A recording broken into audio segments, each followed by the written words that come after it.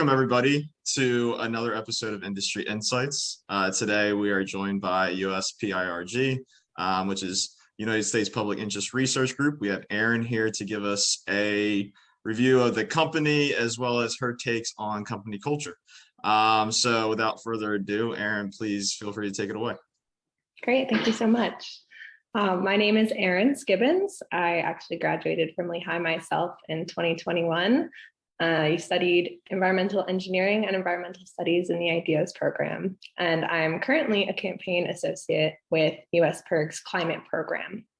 And I'm primarily working on a public education campaign around the health and climate impacts of gas stoves. So PIRG is an acronym for the Public Interest Research Group, and we are a nonprofit organization comprised of state-based groups that advocate for the public interest. Our mission is to speak out for a healthier, safer world and promote the common good. And we do this through engaging in grassroots organizing to show people power around issues to decision makers, as well as through lobbying elected officials and public education efforts.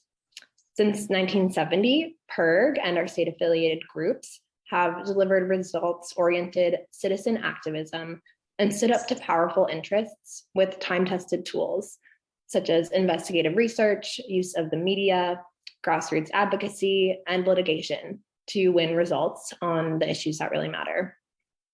So an example of one of our campaigns, most of our country's antibiotics are actually being used on farm animals and are often being given to animals that aren't even sick.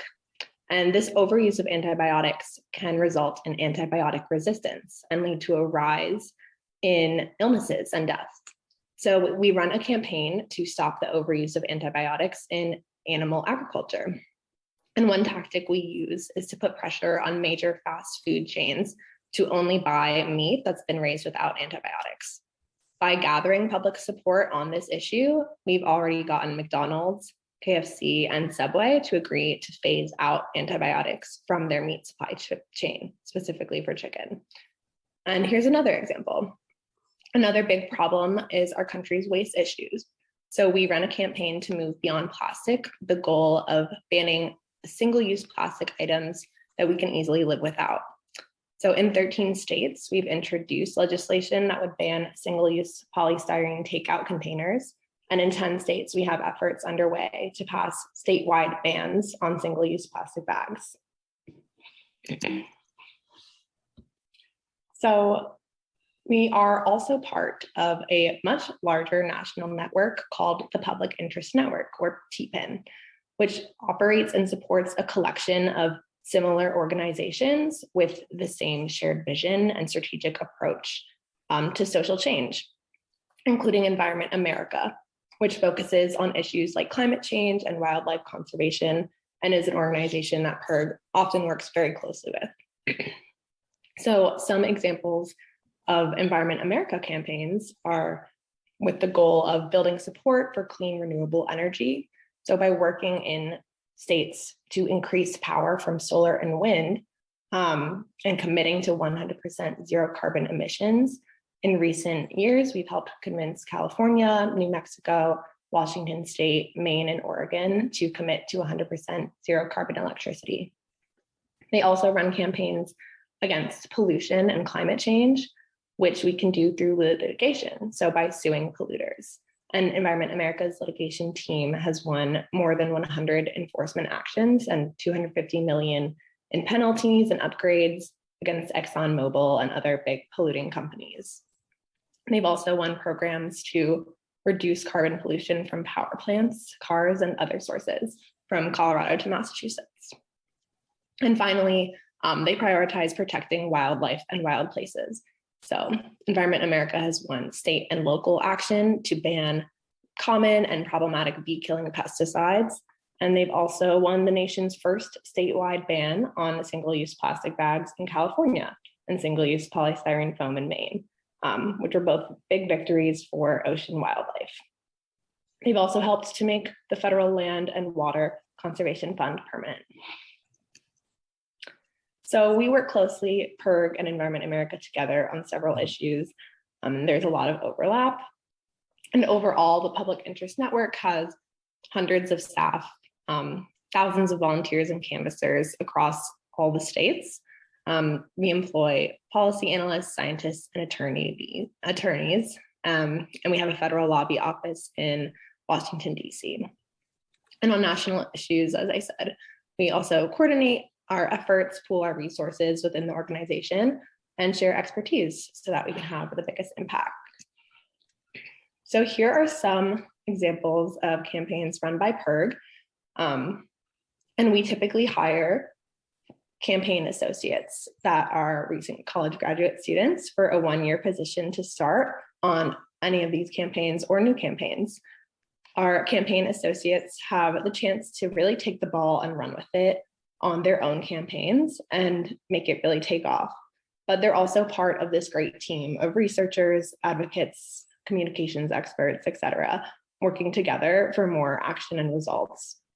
And also undergo several rounds of in-depth trainings so that they have the tools that they need to plan and carry out a campaign plan that will be successful. Our campaign associates are trained to use a variety of different tactics, like building powerful coalitions, earning traditional and social media attention, lobbying elected officials, writing research reports, and also will identify and cultivate donors and run a grassroots campaign office during the summer. So that's a little overview of the organization. That is some amazing work, Erin. Sounds like something truly special and worthwhile to be a part of. Several points were raised. I'm just gonna go off and ask you some quick aside questions for you. So first is, what brought you to the public advocacy field, and where do you see yourself going? Yeah, definitely. So I think I started becoming interested in public advocacy during my junior year of college. I think during the pandemic, I had a lot of time to kind of think about where I was going career-wise. And it was really important to me to start looking for jobs that I was really excited about and I felt passionate about. And then I was introduced to the organization during my senior year when I was an intern with Environment America's state group in Pennsylvania. And I got a taste for what advocacy work really looked like. And I knew I wanted to apply for a full-time position. That's great. And you mentioned that the campaign associate's a one-year position, and that they do several trainings to help new hires get up to speed quickly so that they're able to make the most of that year. Do you have an example of a training that you went through that you found very impactful? Yes. So the first training session is at the start of the job. It's about 2 weeks long, and they actually call it a course name. So it's called Social Change 100. And then throughout the year, you'll take Social Change 101 and 102. So it's a lot of kind of background information. They talk about historical campaigns that they have run or other nonprofit organizations have run in the past. And you'll just kind of get like a breakdown of the tools that are within your organization that you can use when you're planning out tactics. Okay. Wow, that's great. And it's great that they also have trainings that build upon the foundational one. So you said that there's 100, 101, 102. And so do you then see yourself taking this farther within PIRG, or do you see yourself going somewhere else?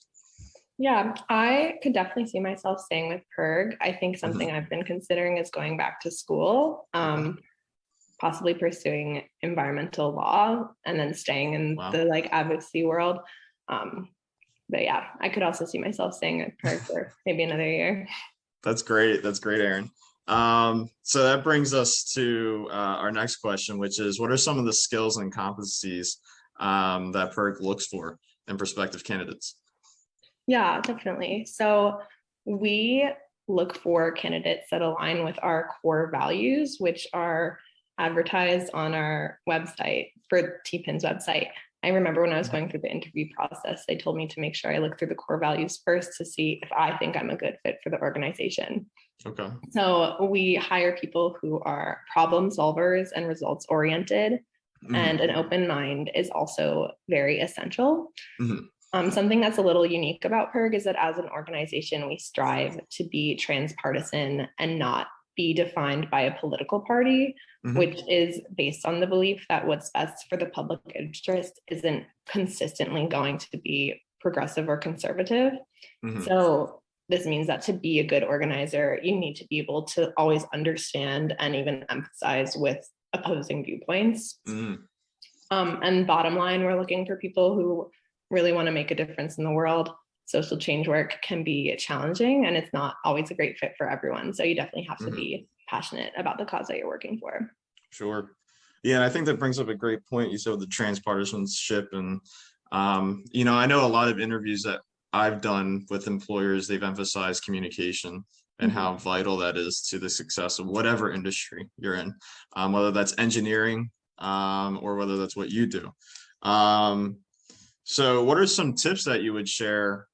Because sometimes these things can be, politics can be very draining, can be very aggravating and emotional for people. So what are some tips that you've used that have helped you, like you said, empathize with opposing viewpoints? Yeah, I think it's definitely important to have an understanding of what the opposing viewpoints are. Like it's really important to do your homework and understand what the argument is on the other side. And I think once you have an understanding, it's much easier to empathize. And also just by through this work, I think you talk to so many people that already have pretty firm opinions. So it's always, I just try to listen first to what they're saying before kind of jumping to my own conclusions.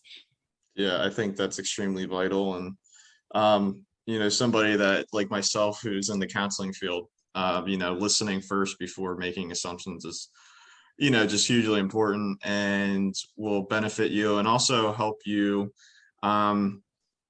maintain a career without burning yourself out. Because making assumptions and really getting, it's like the age-old adage that is pick and choose your battles, so listen and make sure that whatever cause you are advocating for is one, that you're going in and having a firm mindset with. So I think that's great advice. So thank you, Erin, for sharing. Sure. And then, so once a new hire is at PIRG, what makes them stand out? Yeah, so I think PIRG really values creativity. Another one of our core values is this concept of being cutting edge. So we're always looking to identify new problems that are kind of arising as society progresses, and new problems definitely need new solutions. The organization has been around for so many decades doing this work, and they've had to adapt to changes in technology, of course. So anytime someone can come up with a new way to make progress that's a little exciting and different, I think that person's contributions are really valuable. Great. And for our next question, what are some ways that PIRG incorporates DEI, whether that's into their workplace culture, their hiring practice? And if you can give us an example. Sure. So as an organization, PIRG embraces and strives for diversity. We have a strict non-discrimination policy and are actively working to organize and develop leaders and recruit staff from the communities that we work in, which includes underrepresented communities. So we are proud that in recent years, we've made strides in recruiting more women, people of color, and other underrepresented groups into positions, from entry-level organizers to experienced executive staff. And we continue to address this challenge by actively pursuing top candidates from all fields and communities. And I could personally say, just from being on Zoom calls, I've been on calls where there's only women on the call. So you can definitely see that within the staff. That's great. Yes. And I think recruiting people from communities to represent those communities and to take an active role in those communities is extremely important, and will help PIRG's overall advocacy strategies. So it's great to hear that you are that this is something that they champion and really strive for. So for our next question, how is employee feedback collected and then used to further PIRG's overall missions? Since there's several of them, you guys connect with many different organizations across the country. So yes, if you could just give us, some brief examples. Definitely. So I think one of the biggest ways, aside from training, as a first year associate, you have a kind of mentorship relationship. You have one staff director that you will constantly be checking in with throughout the program. So that's probably one of the biggest ways that employee feedback is collected. You have individual check-ins where you're talking about your campaign plans, your goals, and if you have any concerns, that would also be the time to bring them up. And then also throughout the training programs, there's always a form to provide feedback so that the people running these sessions can improve for the next year or even the next session. Great. So what are some examples, that you've had of positive experiences with one-on-one check-ins with your supervisors, et cetera? Yeah, I mean, just like building the relationship throughout the year, I think has been incredibly positive. It's just you always have this kind of sounding board to make sure you're going in the right path. So it's incredibly helpful. And do you find any any advice that you're giving could help, with your overall career goals or defining that? Because I know you said that, there were several options for you in the air. So have any of the check-in experiences or just overall experiences with PIRG helped really define that? Yeah, absolutely. They have. And I think that because PIRG hires so many like recent graduates for a 1 year kind of program, they know that a lot of people won't stay, but they embrace that and they kind of view it as they're training you with these tools to then go out and continue this work, even if it's not within the organization. They still kind of view it as a good thing, that it's okay if you leave, they're giving you all this training and all this tools to still take it out into the world. That's great. Also, so a point that came up in my mind, is there any connections that you have with the other new hires? Since you said that there's, that they do a lot of, recent grads, and I imagine they're from all over the country. So is there any ways that you all connect, to stay in touch, to trade feedback, things like that? Definitely. So I'm based in Boston. Okay. So Boston is one of our big hub offices. We have, as we've talked about, a lot of state locations, but we have bigger offices in some states. So there's definitely a huge opportunity to make great social relationships. During the first couple of weeks of training, the organization was super proactive with planning like social activities that you could meet your fellow campaign associates. So that's also been a great perk as well.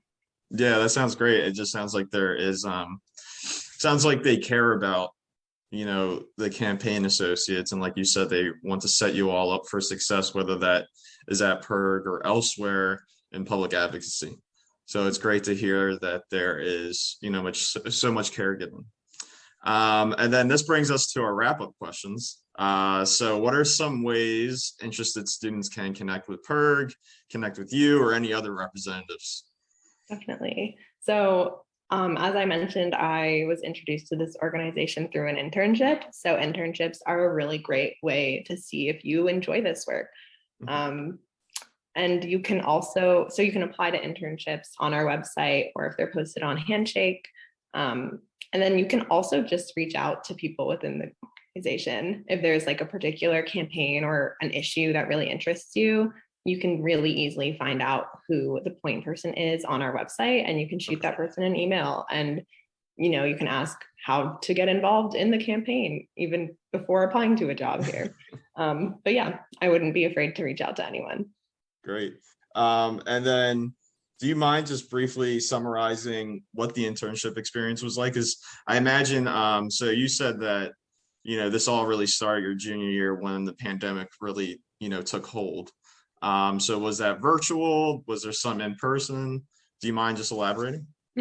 So I started to think about what I wanted to do as a junior, and then I started applying during my senior year.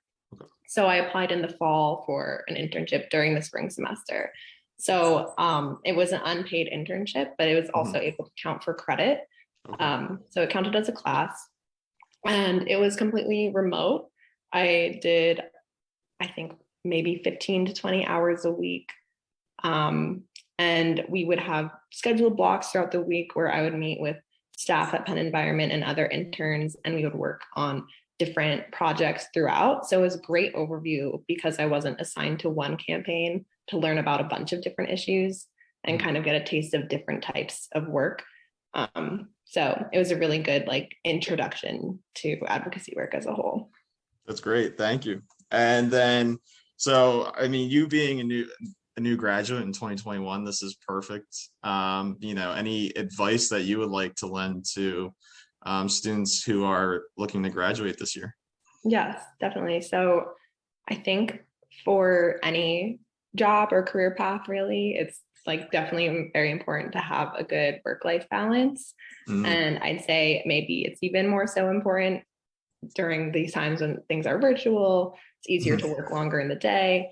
And also when the career that you choose is driven by passion, I just think it's a really good thing to keep in mind throughout the interview process is what the work-life balance will look like wherever you're applying. And I just think you should not be afraid to ask about it when you're meeting with employers and going through the interview process and see what they have to say about that. Yeah, in an earlier episode, one of the company representatives said, you are also interviewing the employer in an interview. So I think that's a great tip, and one that's not really mentioned. The work-life balance is extremely important. As I mentioned earlier, burnout is something that's very real and something that everybody faces regardless of your career field. However, perfecting that balance, like you said, will go a long way in ensuring that you don't burn out and that you continue doing something you love. So thank you, Erin, for joining us today, for giving us a rundown for the excellent piece of advice and insight into PIRG and also into public advocacy.